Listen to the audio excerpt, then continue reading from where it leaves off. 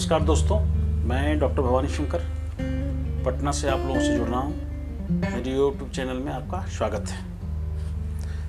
मेरे आज के एपिसोड में चर्चा का विषय रहेगा बच्चों का रोग। मैं इस पर कंटिन्यू एपिसोड करूँगा और बच्चों के सारी बीमारियों को कवर करूँगा और बताऊँगा कि बच्चों में होने वाली बीमारियों में लाभ लेने के लिए आप कौन कौन सी होम्योपैथिक दवाएं अपने बच्चों पर प्रयोग कर सकते हैं। ये पूर्णतः सुरक्षित और निर्दिष्ट औषधियाँ होंगी जिस पर मैं आज चर्चा करूँगा। मैं लगातार अनेकों बीमारियाँ जो बच्चों न्यूबॉर्न बेबीज में होते हैं उन पर चर्चा करता जाऊँगा अपने अलग अलग एपिसोड में। आज सबसे मैं पहले डेंटिशन प्रॉब्लम यानी दांत आने का जो कष्ट है बच्चों का, उस पर चर्चा करूँगा।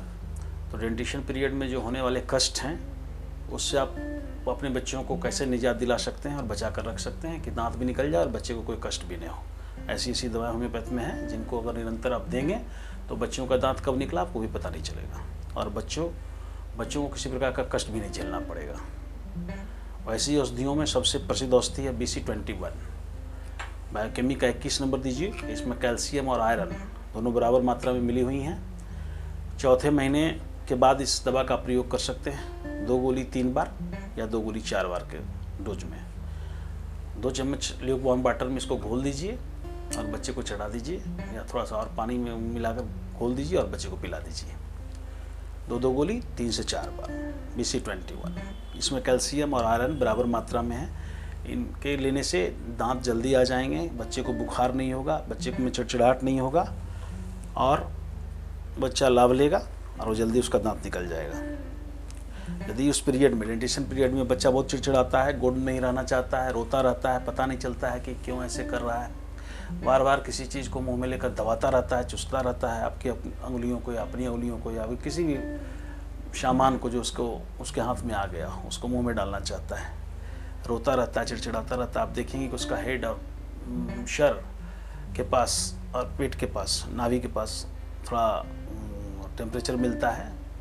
उन तो बुखार तो नहीं आ पाता है लेकिन वहाँ पर उसका टेम्परेचर बढ़ा हुआ मिलता है और बच्चा बेचैन रहता है। वैसे मामले में आप उसको क्या देंगे? कैमोमिला। ये बच्चों का दोस्त तो कहा जाता है होम्योपैथ में। कैमोमिला 30 या 6। कैमोमिला 6 या 30 आप कैसे देंगे? 1 से 2 बूंद की मात्रा थोड़े से पानी में डाइल्यूट करके।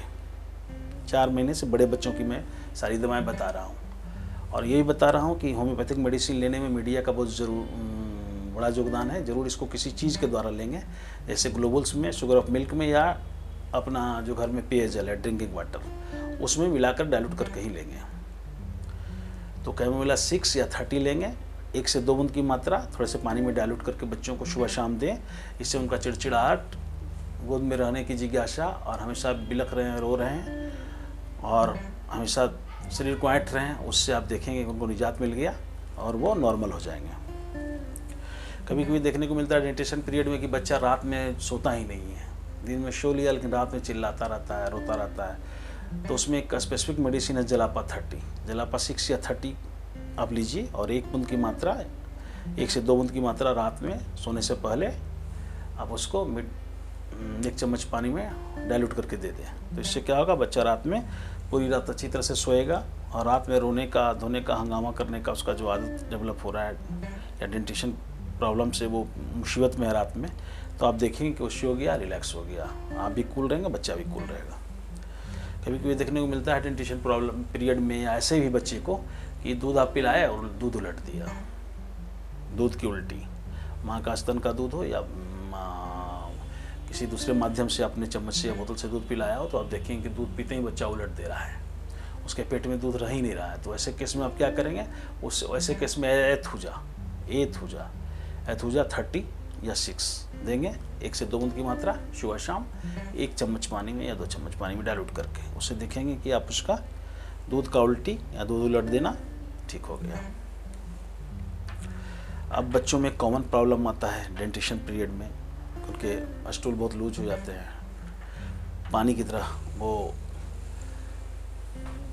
स्टूल पास करते हैं, घन स्टूल करते हैं, बहुत दूर तक स्टूल उनका चला जाता है, कभी कभी स्टूल में बहुत बदबू होता है।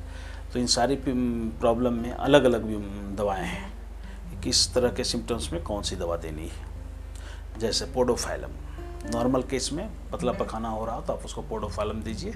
पोडोफाइलम 200 की मात्रा 1 से 2 बूंद की मात्रा सुबह शाम दीजिए, थोड़े से पानी में डाइल्यूट करके।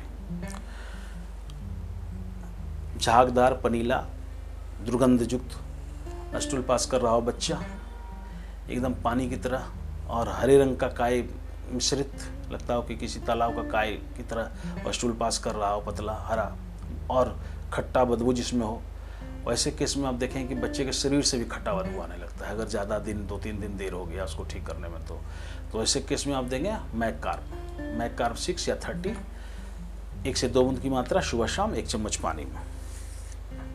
कभी कि बच्चों में डेंटिशन पीरियड में हल्का बुखार देखने को मिलेगा कि वो हल्का बुखार भी उसको आ रहा है, तो ऐसे केस में क्या करेंगे। वैसे केस में मैं 2 दवाएं आपको बता रहा हूँ।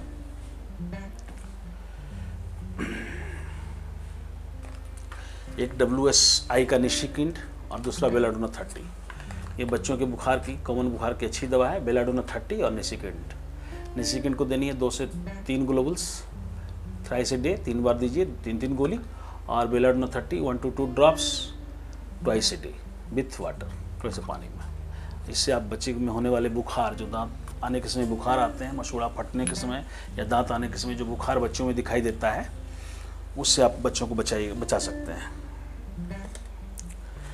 और यदि किसी दवा से, पोडोफाइलम या जो भी दवा मैंने बताई, मैककार्ब, उससे स्टूल नहीं रुक रहा है बच्चे का, तो आप डायस्कोल का मदद लीजिए। ये मेडिसिन का पेटेंट औषधि है और बहुत ही कारगर है। डायस्कोल 2.5 ml दीजिए 2 से 3 बार, तुरंत चेक कर देगा डायस्कोल।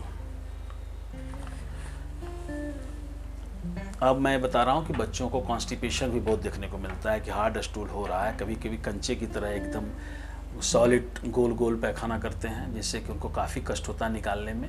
कभी कभी ऐसा भी देखने को मिलता है कि बच्चे का स्टूल फंसा हुआ और बच्चा पेन से परेशान है, स्टूल निकल ही नहीं रहा बाहर।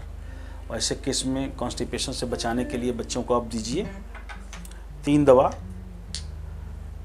ओपियम 200, अलुमिना 200।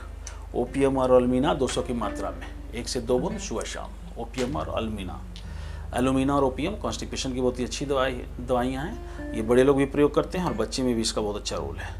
तो आप अलुमिना और ओपियम 200 में बच्चों को दीजिए, 1 सुबह 1 शाम, 1 से 2 बूंद थोड़े से पानी में डाइल्यूट करके।